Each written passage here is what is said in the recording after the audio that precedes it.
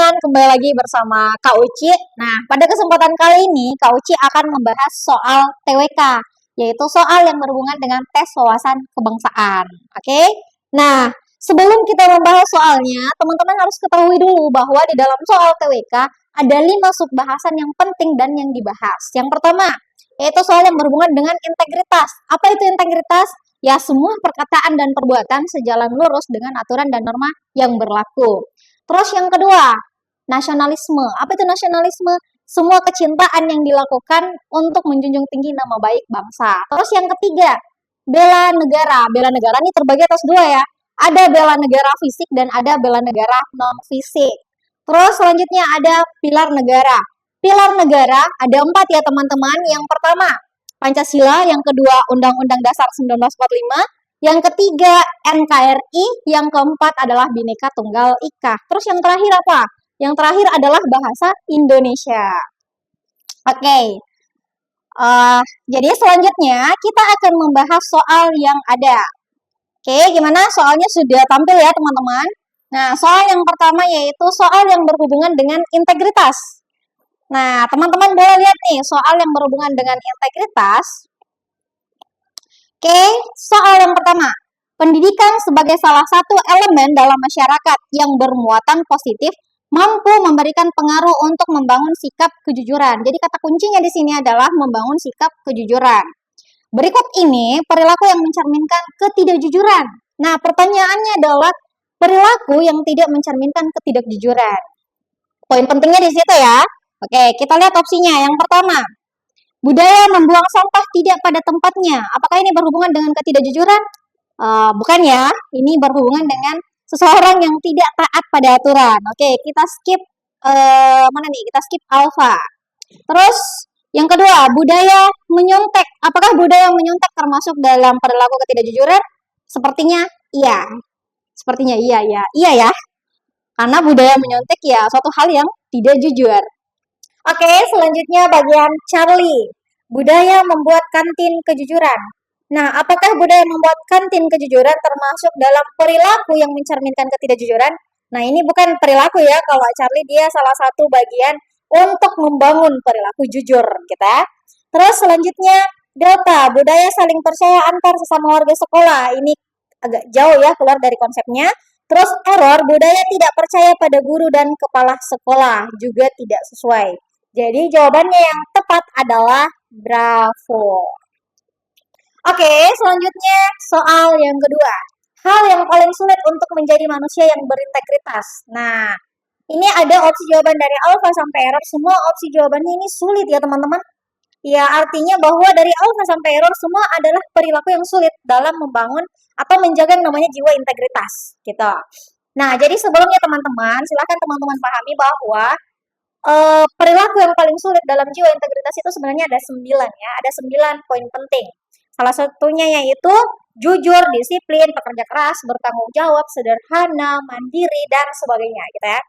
Nah, yang ditanyakan adalah yang paling sulit. Oke, coba kita lihat. Bagian alfa, berperilaku jujur. Apakah sulit? Sulit ya. Apalagi ketika teman-teman sudah dihadapkan pada keadaan atau situasi-situasi tertentu yang menguji kejujuran teman-teman. Oke. Terus bravo, tanggung jawab, Charlie disiplin, error konsisten, delta konsisten, error percaya terhadap orang lain. Kira-kira yang mana nih yang paling sulit? Nah, silakan teman-teman nih. Yang paling sulit adalah delta, yaitu berperilaku atau bersikap konsisten. Kenapa?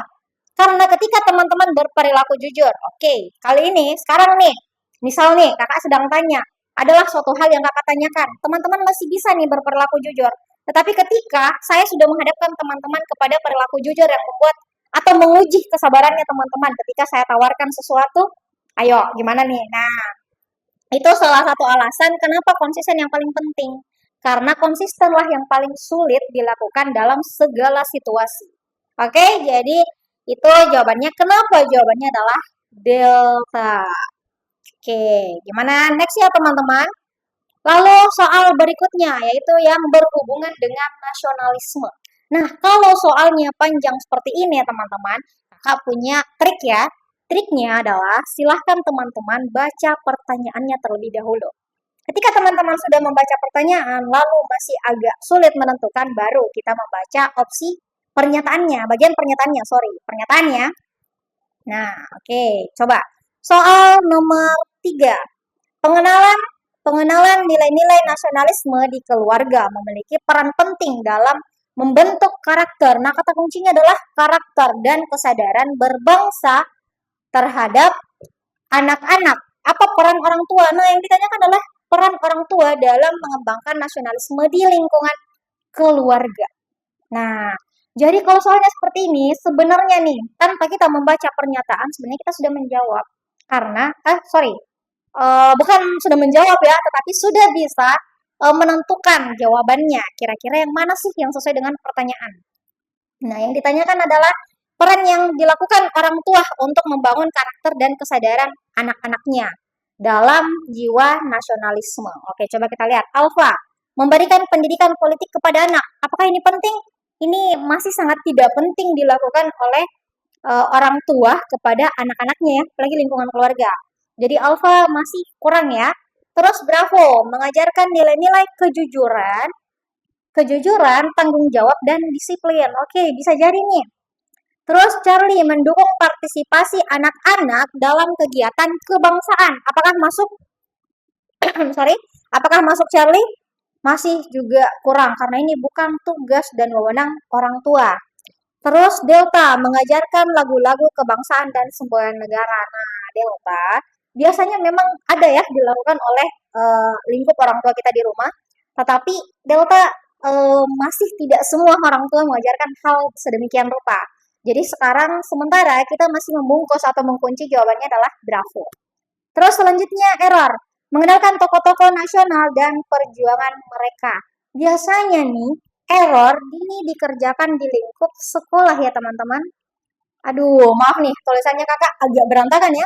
Jadi, Alpha, Bravo, Charlie, Delta, dan error. Jawaban yang paling tepat adalah Bravo. Oke, gimana? Kita lanjut ya teman-teman. Terus selanjutnya, yang keempat. Ditanyakan di bawah ini pernyataan yang tidak. Nah, tekankan di sini. Yang tidak sesuai dengan Calvinisme adalah, oke, sebelum kita menjawab, kita pahami dulu. Apa sih Calvinisme? Calvinisme adalah semua yang dilakukan, gimana ya bahasa lebih lembutnya, semua yang dilakukan, yang kita lakukan untuk mencintai negaranya kita dalam hal kita dapat atau bisa melakukan segala cara. Jadi Calvinisme adalah sikap atau tindakan seseorang yang bisa mengalahkan atau melakukan segala cara agar hanya negaranya lah yang paling di atas dari negara-negara lain. Gitu ya. Oke, coba kita lihat. Yang mana nih kira-kira yang tidak sesuai? Coba alfa, fanatisme yang berlebihan terhadap identitas nasional. Fanatisme yang berlebihan terhadap identitas nasional berarti dia sangat fanatik ya, sangat fanatik terhadap identitas negaranya sendiri, nasionalnya sendiri. Oke. Jadi alfa ini termasuk ya teman-teman. Terus Bravo, sikap yang menganggap bangsa dan negaranya sebagai bangsa yang terbaik. Nah, ini termasuk juga ya sikap Calvinisme yang menganggap bahwa bangsanya lah yang paling terbaik dari bangsa lain, gitu. Terus mana nih? Charlie menghargai perbedaan dan mempromosikan kerjasama antar negara untuk mencapai tujuan bersama. Nah, ini jawabannya sudah pasti Charlie nih. Kenapa? Ya, Charlie yang di luar dari konsep sorry, yang di luar dari konsep Calvinisme, gitu ya. Terus Delta menunjukkan sikap apa nih? Sikap meremehkan atau menghina bangsa lain. Ya, termasuk juga Calvinisme. Terus selanjutnya error, bersikap tidak adil terhadap negara atau bangsa lain. Masuk juga ya teman-teman. Nah, karena yang ditanyakan yang tidak sesuai, jadi jawabannya adalah Charlie. Oke, kita lanjut ya. Maaf, boleh di-cut dulu sebentar ya, saya bernafas sedikit. Jam di-cut masuk kalau saya bicara lagi.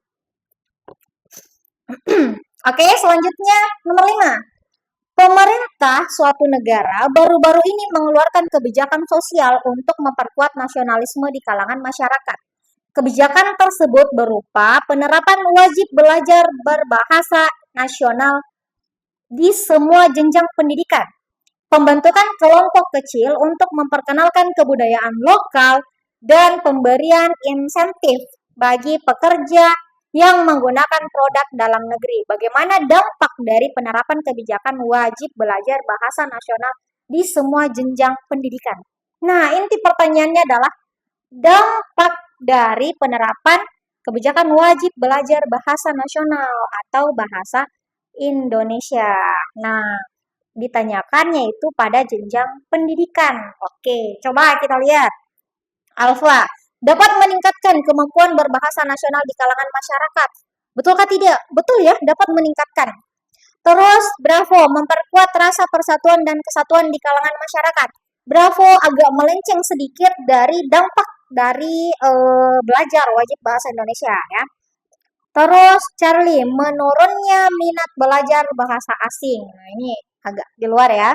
Terus Delta mendorong penggunaan produk dalam negeri. Kalau Delta produk dalam negeri ini nasionalisme ya.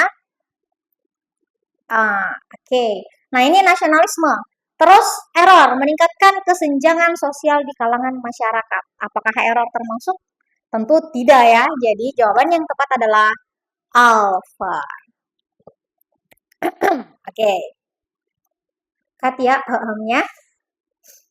Oke, selanjutnya kita pindah ke subtema yaitu subtema bela negara. Nah, pertanyaannya, komponen pertahanan Indonesia terbagi menjadi 3 bagian yaitu komponen utama, cadangan, dan pendukung. Berikut ini yang termasuk dalam komponen utama usaha pertahanan negara. Nah, jadi ingat ya teman-teman, ini ada 3 nih. Komponen utama, cadangan, dan pendukung.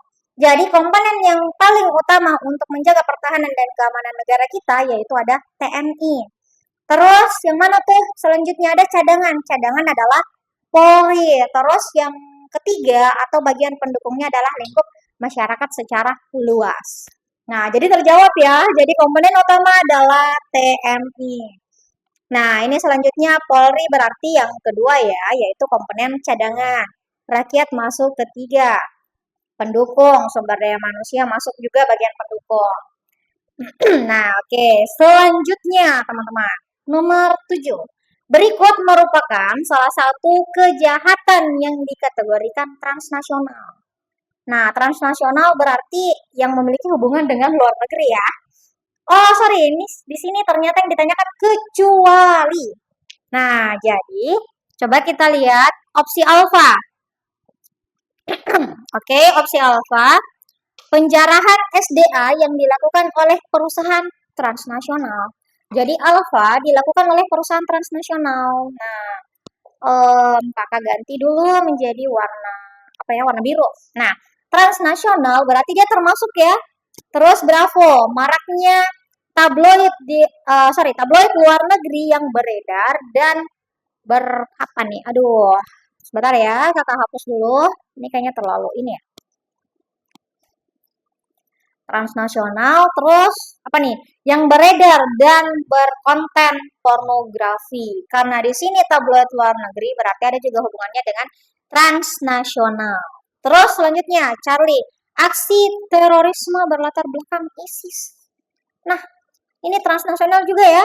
Selanjutnya nih, Delta, adanya berbagai macam budaya asing yang masuk. Budaya asing berarti sama lagi ya, transnasional. Terus yang terakhir, banyaknya kasus korupsi lembaga legislatif. Kasus korupsi lembaga legislatif ini salah satu permasalahan yang ada di dalam negaranya kita ya. Dia sektornya nasional nih, lingkup Indonesia saja nih gitu ya. Jadi jawabannya adalah error. Oke, selanjutnya kita ke bagian yang terakhir yaitu pilar negara. Nah, teman-teman, bagian pilar negara ingat ya bahwa pilar negara itu ada 4. Yang pertama Pancasila, yang kedua Undang-Undang Dasar 1945, yang ketiga ada NKRI, Negara Kesatuan Republik Indonesia, dan yang terakhir ada Bhinneka Tunggal Ika atau biasa kita sebut juga sebagai semboyan bangsa. Oke, nah kita masuk ke soal yang ke-8. Pancasila sebagai ideologi terbuka memiliki dimensi realitas yang ditunjukkan oleh Nah, kan yang ditanyakan adalah ideologi terbuka dan dimensi realitas atau dimensi yang nyata dilakukan. Nah, oke, kita masuk ke opsi jawaban. Ini kalau seperti ini kita sistemnya eliminasi jawaban ya. Alfa, nilai-nilai Pancasila yang dirumuskan oleh para pendiri bangsa merupakan hasil dari ijtihad para ulama dan cendekiawan Indonesia. Apakah ini termasuk dalam ideologi terbuka? Ini di luar dari ideologi terbuka ya.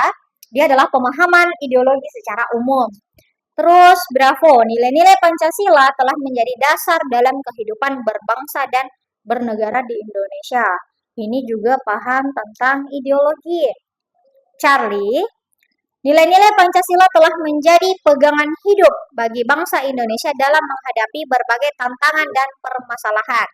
Ini juga keluar dari konsep ideologi terbuka yaitu dimensi realitas ya. Terus delta. Nilai-nilai Pancasila dapat disesuaikan dengan. Nah, kayaknya delta nih teman-teman. Karena ada kata dapat disesuaikan dengan perkembangan zaman dan kebutuhan masyarakat. Kenapa dikatakan ideologi terbuka? Karena dia bisa menyesuaikan diri dengan adanya alur perkembangan zaman pada masa sekarang ini. Dan juga memiliki dimensi yang realitas karena adalah kebutuhan masyarakat yang secara nyata. Ini. Oke, kita lanjut. Nomor 9.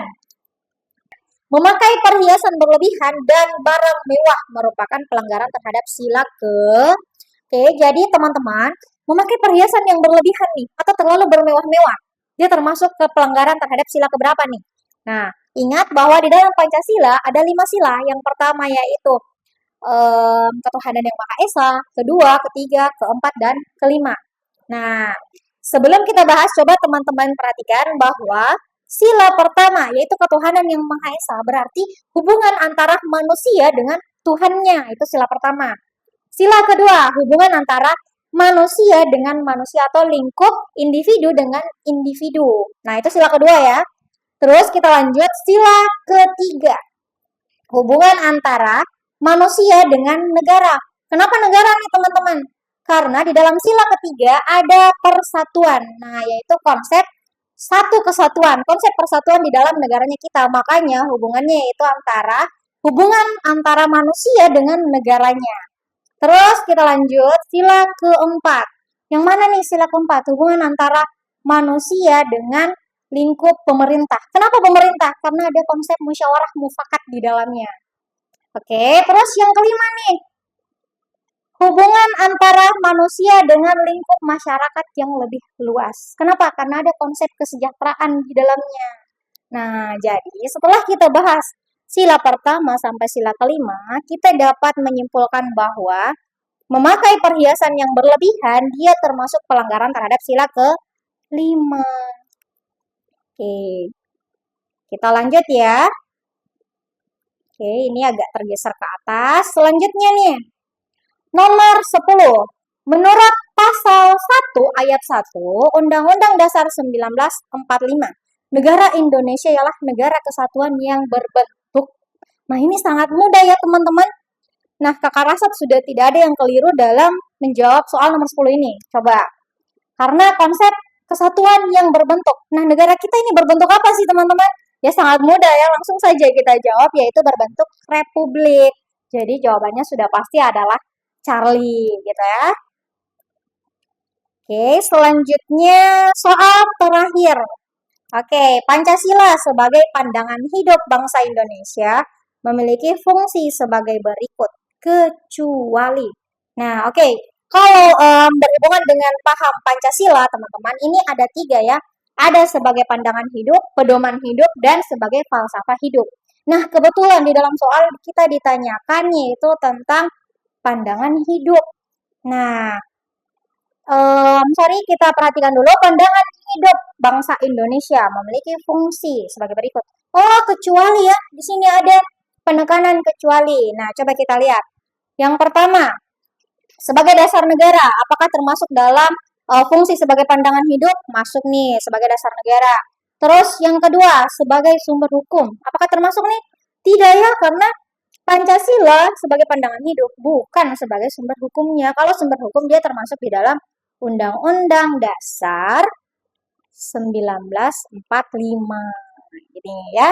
Terus coba kita lihat Charlie sebagai pedoman hidup. Nah, pedoman hidup dia kan termasuk dalam fungsi Pancasila ya. Ingat ada 3, pandangan hidup, pedoman hidup, dan falsafah hidup. Jadi Charlie termasuk Delta sebagai pegangan hidup, error sebagai alat pemersatu bangsa. Nah, ini semua masuk ya teman-teman kecuali Bravo. Jadi jawabannya adalah Bravo. Oke teman-teman, jadi kita sudah sampai kepada soal yang paling terakhir nih yang kita bahas ya. Semoga teman-teman bisa memahami dengan baik. Silakan belajar kembali. Sampai bertemu ya teman-teman. Terima kasih atas waktu dan perhatiannya. Kakak ucapkan sangat beribu-ribu terima kasih. Oke, sampai ketemu di waktu berikutnya. Salam dari kami, Coach Institute, be the pride.